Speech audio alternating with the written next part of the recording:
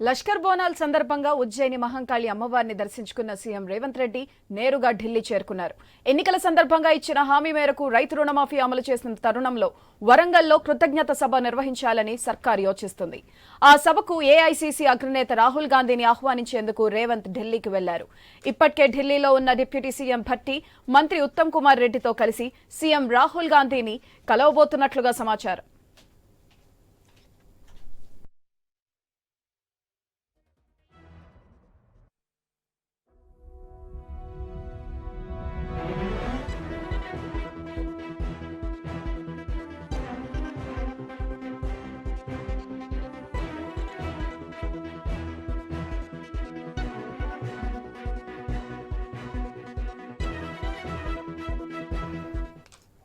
లష్కర్ బోనాల్ సందర్భంగా ఉజ్జయిని మహంకాళి అమ్మవారిని దర్శించుకున్న సీఎం రేవంత్ రెడ్డి నేరుగా ఢిల్లీ చేరుకున్నారు. ఎన్నికల సందర్భంగా ఇచ్చిన హామీ మేరకు రైతు రుణమాఫీ అమలు చేసిన తరుణంలో వరంగల్లో కృతజ్ఞత సభ నిర్వహించాలని సర్కార్ యోచిస్తుంది.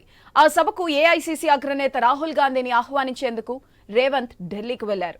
ఇప్పటికే ఢిల్లీలో ఉన్న డిప్యూటీ సీఎం భట్టి, మంత్రి ఉత్తమ్ కుమార్ రెడ్డిలతో కలిసి సీఎం రేవంత్ రాహుల్ గాంధీని కలవబోతున్నట్లుగా సమాచారం.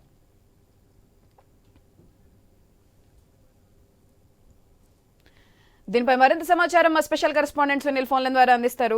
సునీల్, చెప్పండి, ఈ కృతజ్ఞత సభ ఎప్పుడు నిర్వహించబోతున్నారు? దీనిపైన పూర్తి డీటెయిల్స్ ఏంటి?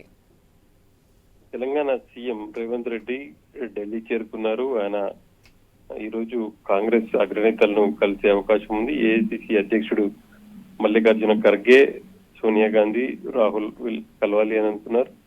కలిసే అవకాశం ఉంది. మరి ఈ రోజు ఎవరెవరిని కలుస్తారు, సాయంత్రంకి ఎవరి అపార్ట్మెంట్ ఖరారవుతుంది చూడాలి. అంతకంటే ముందు కాంగ్రెస్ జాతీయ ప్రధాన కార్యదర్శి కేసీ వేణుగోపాల్ తో మాట్లాడతారు. గత ఎన్నికల ముందు కాంగ్రెస్ పార్టీ 6 గ్యారంటీ హామీలను అమలు చేస్తామని హామీ ఇచ్చింది ప్రజలకు. అందులో భాగంగానే రైతులకు రుణమాఫీ కూడా ఉంది. రుణమాఫీకి సంబంధించి 31,000 కోట్ల రూపాయలు అవసరమైతే ఆ మేరకు ప్రభుత్వం ఒక నిర్ణయం తీసుకుని రుణమాఫీని అమలు చేసింది. ఇక మొదటి విడతలో 1,00,000 రూపాయల లోపు రుణం ఉన్నటువంటి రైతులందరి ఖాతాలో 1,00,000 రూపాయలను జమ చేసింది. ఆ తర్వాత ఈ నెల చివరి వారానికల్లా 1,50,000 రూపాయలు రుణం ఉన్నటువంటి రైతులకు, ఆ తర్వాత 2 లక్షల లోపు ఉన్నటువంటి రైతులకు రుణాన్ని మాఫీ చేయాలని నిర్ణయించింది. ఆ మేరకు ఈ అంశాలన్నింటినీ కూడా అగ్రనేతలకు వివరించబోతున్నారు. ఆ తర్వాత ఇక వరంగల్లో రైతు కృతజ్ఞత సభ ఏర్పాటు చేయాలని చెప్పేసి భావిస్తున్నారు. ఆ మేరకు రాహుల్ గాంధీని ఆ సభకు ఆహ్వానించబోతున్నారు. వరంగల్ సభలో రాహుల్ గాంధీ ఎన్నికల ముందు రైతు డిక్లరేషన్ లో భాగంగా 2 లక్షల లోపు రుణాన్ని మాఫీ చేస్తామని చెప్పేసి ప్రకటించారు. కాబట్టి అదే వేదిక నుంచి రాహుల్ కృతజ్ఞతలు చెప్పే విధంగా ఈ సభను ఏర్పాటు చేయాలని చెప్పేసి నిర్ణయించుకుని రాహుల్ ని ఆహ్వానించబోతున్నారు. ప్రస్తుతం రాహుల్ గాంధీ విదేశీ పర్యటనలో ఉన్నారు. ఆయన ఈ సాయంత్రానికి ఢిల్లీ చేరుకుంటారు. ఒకవేళ రాహుల్ అపాయింట్మెంట్ ఈ రోజు ఖరారైతే ఆయన్ని కలిసే అవకాశం ఉంది. లేకపోతే రేపు ఖచ్చితంగా రాహుల్ ని కలవబోతున్నారు. సీఎం తో పాటు డిప్యూటీ సీఎం భట్టి విక్రమార్క, మంత్రి ఉత్తమ్ కుమార్ రెడ్డి కూడా ఉన్నారు. వాళ్ళు కూడా ప్రస్తుతం ఢిల్లీలోనే ఉన్నారు.